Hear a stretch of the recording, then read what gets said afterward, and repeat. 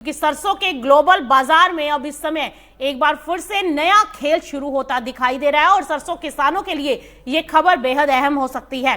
Canada और Ukraine की supply पर दबाव बढ़ गया है तो दूसरी तरफ चीन और यूरोप की नजर अब ऑस्ट्रेलिया की सरसों पर टिक गई है।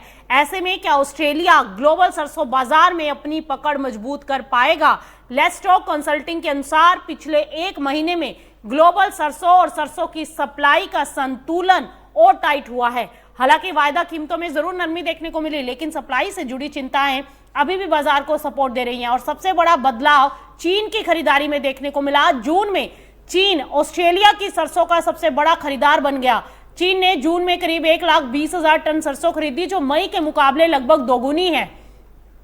आपको बता दें, अक्टूबर से जून के बीच चीन को ऑस्ट्रेलिया से करीब 5,96,000 टन सरसों भेजी जा चुकी है। आगे भी चीन की खरीद बढ़ने की उम्मीद है, क्योंकि कनाडा में गर्म और सूखे मौसम ने फसल की संभावनाओं को इस समय कमजोर किया है और कनाडा के 2026-27 सरसों एक्सपोर्ट का अनुमान भी अब घटाकर 76 लाख टन कर दिया।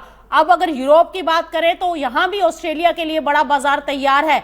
सीजन के पहले 9 महीनों में बेल्जियम ने 9,31,000 टन तो जर्मनी ने 6,81,000 टन ऑस्ट्रेलियाई सरसों खरीदी। यूरोप में जर्मनी की सरसों फसल कमजोर रहने की उम्मीद है। ऊपर से राइन और मोसेली नदियों में भी पानी कम होने से माल ढुलाई मुश्किल में पड़ गई है। जहां पहले एक बार्ज में करीब 2,500 से 3,000 टन माल भेजा जाता था, अब कई जगह सिर्फ 300 से 400 टन तक ही माल की सप्लाई हो पा रही है। दूसरी तरफ यूक्रेन की कहानी भी ग्लोबल सरसों बाजार के लिए काफी अहम है। यूक्रेन में भी सरसों की फसल अच्छी है, लेकिन ब्लैक सी की लॉजिस्टिक समस्या के कारण इसका कोई पूरा फायदा ग्लोबल मार्केट को मिलता हुआ फिलहाल दिखाई नहीं दे रहा। जुलाई में यूक्रेन ने सिर्फ 19,000 टन सरसों का ही एक्सपोर्ट किया, जबकि पिछले साल जुलाई में ये एक्सपोर्ट का जो आंकड़ा था वो 1,43,000 टन था। यानी फसल अब बेहद मौजूद है, लेकिन बाजार तक पहुंचाना यूक्रेन के लिए एक बहुत बड़ी चुनौती बन गया है।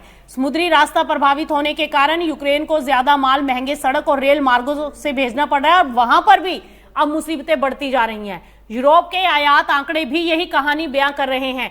1 जुलाई से 2 अगस्त के बीच यूरोपीय संघ ने करीब 3,65,000 टन सरसों का आयात किया, जबकि पिछले साल आयात जो था वो 9,06,000 टन का था।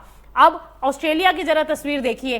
अक्टूबर से जून के बीच ऑस्ट्रेलिया ने करीब 44,90,000 टन सरसों का निर्यात किया और यही वजह है कि कनाडा और यूक्रेन की सप्लाई मुश्किलें ऑस्ट्रेलिया के लिए एक नया एक्सपोर्ट मौका बनती जा रही है। यानी कि ऑस्ट्रेलिया के लिए ये फायदे की खबर है इस समय। अगर चीन की खरीदारी और बढ़ती है और यूरोप में सप्लाई की परेशानी ऐसे ही बनी रही तो ग्लोबल सरसों बाजार में ऑस्ट्रेलिया की भूमिका आने वाले समय में और बड़ी हो सकती है। यानी उसके लिए एक बहुत बड़ा बाजार यहां पर बनता हुआ दिखाई दे रहा है।